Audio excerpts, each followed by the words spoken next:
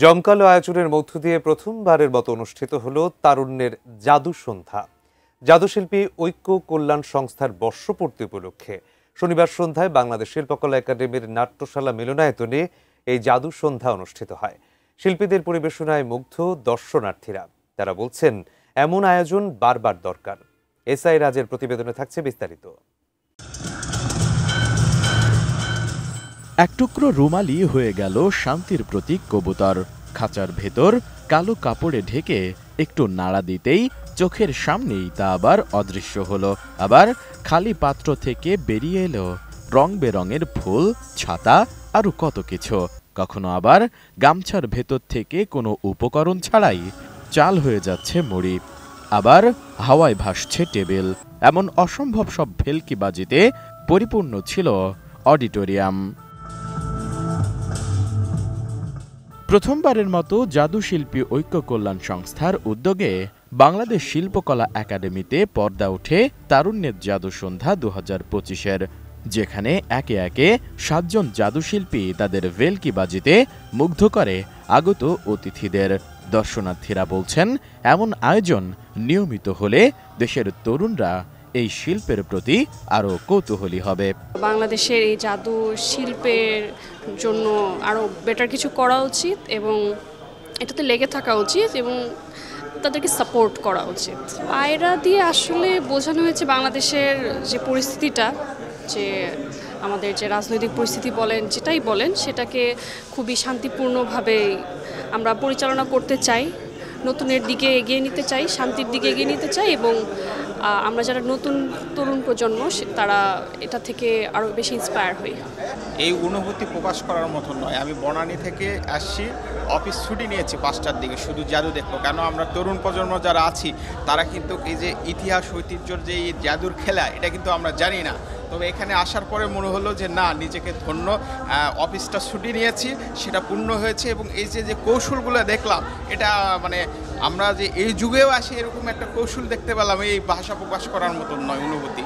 আমরা চাই এটা বারে বারে প্রদর্শনী করা হোক এবং যারা তরুণ প্রজন্ম আছে বা যারা সংস্কৃতিকে কাজ করে, বাংলাদেশ মানুষকে দেশ ও দেশের বাইরে যারা জাদু নিয়ে কাজ করছে তারা ভালো কিছু উপহার দেখ, আমরা দেখবো, এটাই প্রত্যাশা করছি। ম্যাজিকের কৌশল প্রাচীন হলেও তা আধুনিকায়ন প্রয়োজন কিনা এমন প্রশ্নে তরুণ জাদুশিল্পীরা বলছেন, বিশ্বের সাথে তাল মিলিয়েই তারা আপডেট হচ্ছেন। আমি অনেক প্রোগ্রাম দেখেছি যেখানে গানের শিল্পীর একটা কম্পিটিশন হয় বা নাচের একটা কম্পিটিশন হয় বা অন্যান্য শো হয়। তা আমাদের দেশে সেরকম কিন্তু টিভি শো ম্যাজিকের জন্য আহামরি হয় না। আমরা ম্যাজিশিয়ানদের কিছু শো এখন প্রচলিত আছে বিটিভিতে, এমটিভিতে ছিল, মাই টিভিতে ছিল, আরও অনেক জায়গায় ছিল। যারা দেখেছেন তারা দেখেছেন, জাদুর কাঠি, সোনার কাঠি, রূপোর কাঠি, এরকম অনেক কিছুই অনেক সময় ছিল। তো জাদু আসলে প্রচলিতই ছিল বরাবর। তবে আমি মনে করি যে আরও হাইলাইট হবে যদি কম্পিটিশন করা হয়, আরও বেশি প্রোগ্রাম করা হয়। আজকে যেরকম সন্ধ্যা আয়োজিত হয়েছে, এরকম বারবার করা হয়, তাহলেই মানুষ প্রচলিতভাবে জানবে যে জাদু বলে একটা শিল্প বাংলাদেশের মধ্যে আছে। জাদু একটা প্রাচীন শিল্প, এটা আমরা অনেকেই জানি না। তবে জাদুর থেকে শেখার অনেক কিছু আছে, এটা তো মুগ্ধ হয় মানুষ। আর প্রচার কিভাবে বাড়ানো যায়, আসলে এইভাবে যদি জাদু সন্ধ্যাগুলো হয় তাহলে অবশ্যই প্রচার বাড়বে। আর সাধারণ দর্শকের কিন্তু ভালোই মুগ্ধতা থাকে আর আকর্ষণ থাকে জাদুতে, যেটা হয়তো অন্য ক্ষেত্রেও হয়, কিন্তু জাদুতে একটু বেশি থাকে, কিন্তু প্রোগ্রামগুলো হয় কম। আমাদের ম্যাজিশিয়ানদের আসলে এই ধরনের প্রচারণায় এগিয়ে আসা উচিত এবং এই ধরনের সন্ধ্যাগুলো, এই ধরনের অনুষ্ঠানগুলো বেশি করে করা দরকার। এভাবেই আসলে জাদুটার উন্নয়ন হবে বা আরও মানুষ চিনবে। কৌতূহল জিনিসটা থাকে যা বিশ্বাস করা যায় না সেটার ভিতরেই। যেমন একটা বেলুন ফুলালাম, বেলুন ফেটে একটা কবুতর হয়ে গেল, এটা তো অবিশ্বাস্য। তাহলে তো কৌতূহল থাকবে, এইভাবে আসলে কৌতূহলটা জন্মায়। আমরা এখন অনলাইন বেশি দেখি, তো বাইরের দেশের যেই ধরনের প্রোগ্রামগুলো হয় সেটা দেখে দেখে কিন্তু মানুষ এখন আগ্রহী হয়ে গেছে যে আমরাও একটু, এটা তো অনলাইনে দেখলাম, একটু সামনাসামনি দেখে আসি। তো যেটা আপনি বললেন যে আরও কীভাবে প্রসার বিস্তার করা যায়, এটা যদি এরকম প্রোগ্রাম যদি প্রতিনিয়ত হয় তাহলে সেটা হবে সবচাইতে বেটার একটা অপশন এবং আমাদের জাদুশিল্পী যারা আছে তাদের জন্য একটা বড় সম্ভাবনার দুয়ার খুলে দেবে। ম্যাজিকটাতে ওই যে ভৌতিক বিষয়টা চলে এসেছে এই কারণে যে অনেকেই মানে পথে যে জাদু ম্যাজিকগুলো দেখে, কারণ এই শিল্পটা প্রথমে ছিল বেদেদের কাছে, ওরা নিজেদেরকে উপস্থাপন করতো যে তাদের কাছে এক্সট্রাঅর্ডিনারি কিছু পাওয়ার আছে।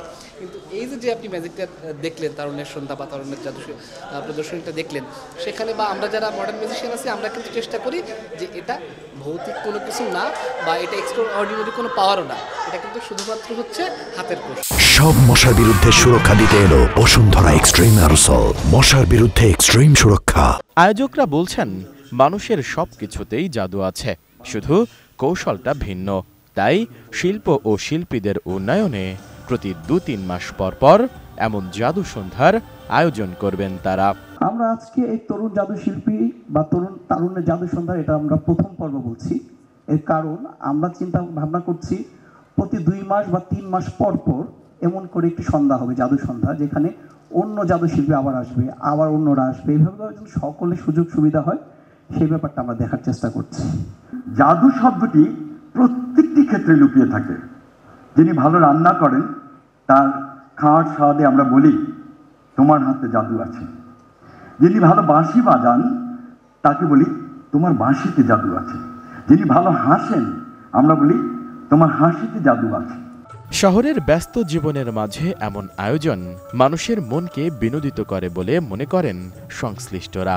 সেই সাথে সরকারের পৃষ্ঠপোষকতায় জাদুশিল্প এগিয়ে যাবে বলে বিশ্বাস তাদের। S I Raj, ATN news, Dhaka.